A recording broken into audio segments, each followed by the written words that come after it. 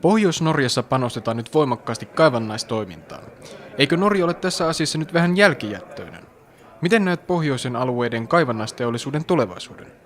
Jo, vi är inte bara lite efter, vi är väldigt långt efter.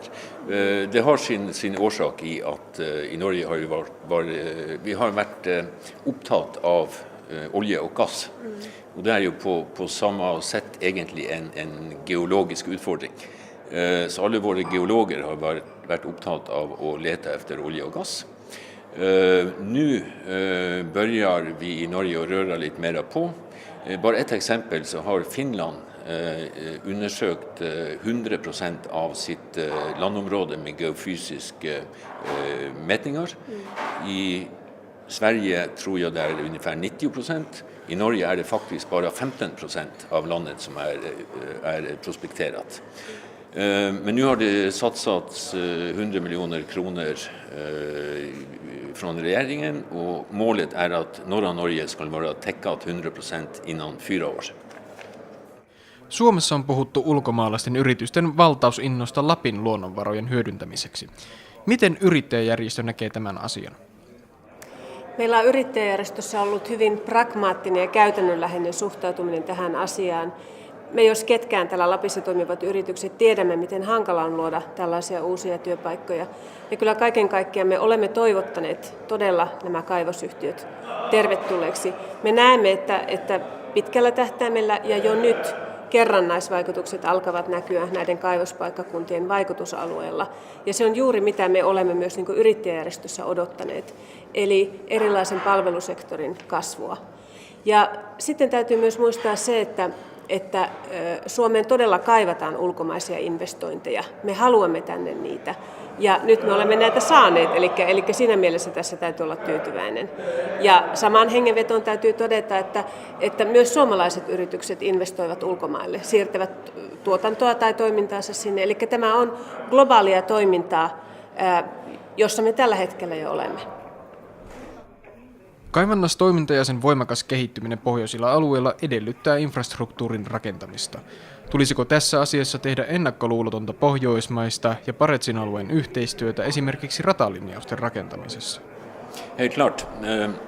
Det har ju alltid varit slik att myndigheterna sitter i Oslo, Stockholm och Helsinki och där kroppen är huvudet. Och då är tänkningen också geografisk sitt utgångspunkt i huvudstäderna.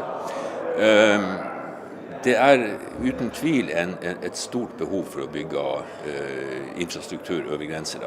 Vi ser en ökande transport av gods.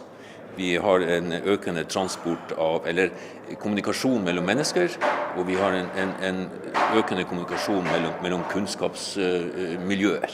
Så det gäller inte bara järnvägar, det gäller också vägar och det gäller också flyg. Tämähän on tietenkin poliittisesti hirveän iso ja vaikea asia.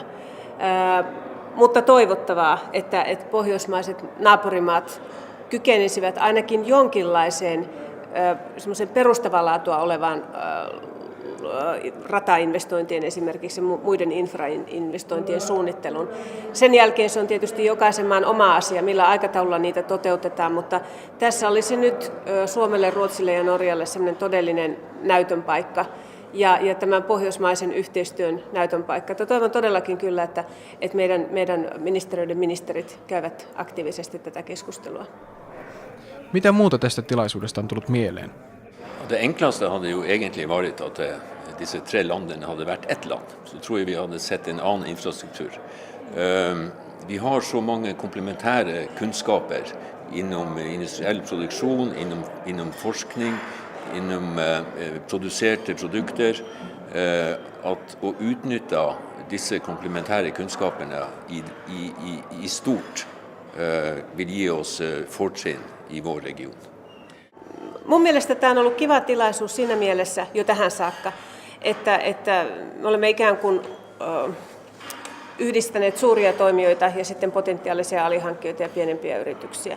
Ja mä uskon, että tämän tyyppiset tilaisuudet tulevat tällä lisääntymään ja ne ovat erittäin tarpeellisia. Että justin tuossa edellä kuultiin aivan erinomainen esitys LKAB:n ostopolitiikasta ja uusista strategioista, ja siihen saimme kommenttipuheenvuoron heidän alihankkijaltaan, että tällaista dialogia mä uskon, että tullaan ja hyvin mielelläänkin tullaan niin kuin käymään. Tämä on tärkeää sen takia, että ikään kuin tästä kasvavasta kaivosklusterista saataisiin se paras mahdollinen hyöty irti.